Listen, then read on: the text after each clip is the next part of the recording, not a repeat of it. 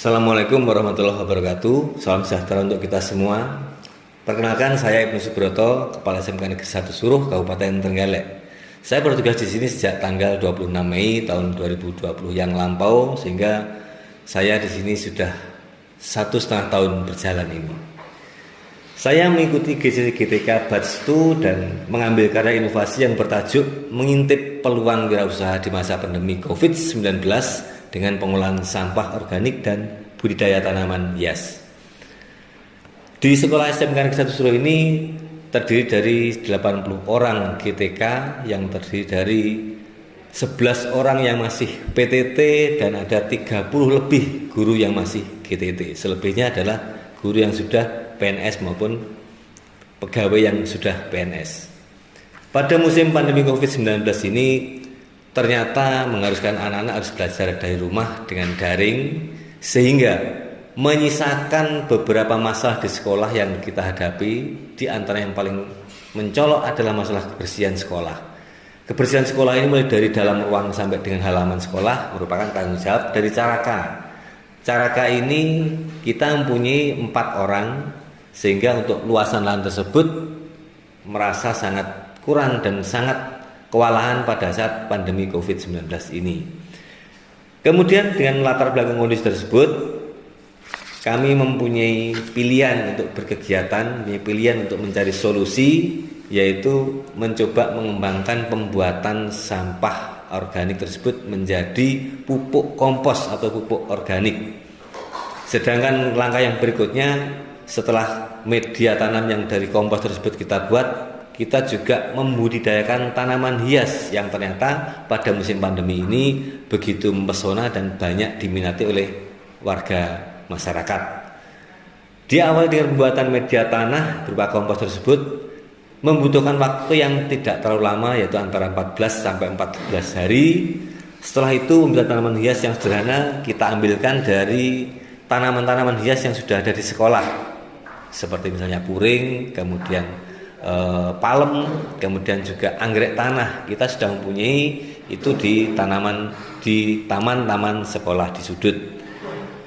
Setelah itu pada saat pembuatan tanaman hias sudah berjalan, maka kita memerlukan semacam showroom atau tempat untuk mempamerkan hasil dari kegiatan tersebut.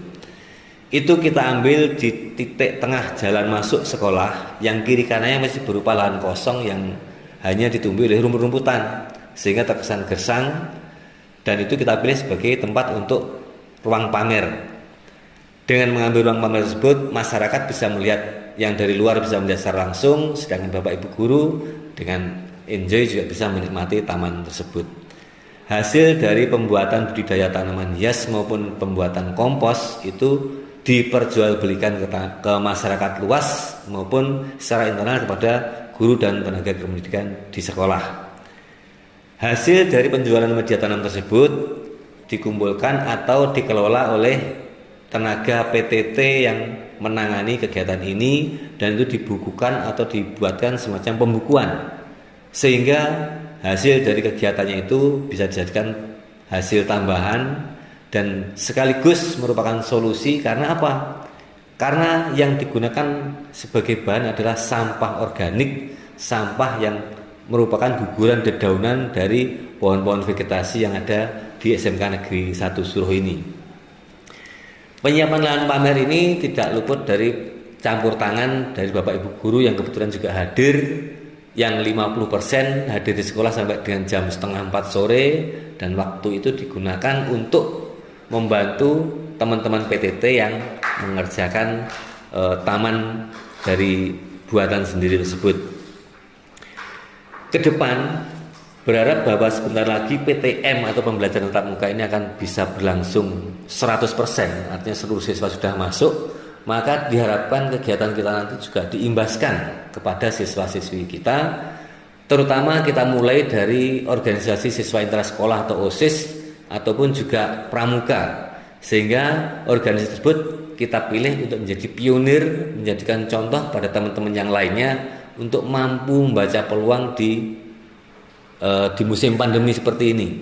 Kemampuan baca peluang seperti ini hanya bisa diperoleh dengan menjalani, sehingga anak-anak OSIS maupun pramuka diharapkan bisa meneruskan apa yang sudah dirintis oleh teman-teman dari PTT SMK Negeri 1 Suruh ini, sehingga anak-anak OSIS maupun pramuka nanti akan mempunyai penghasilan lebih atau mempunyai penghasilan yang dijadikan kas organisasi dari jerih payah mereka sendiri tanpa harus tergantung dengan kucuran dana dari sekolah.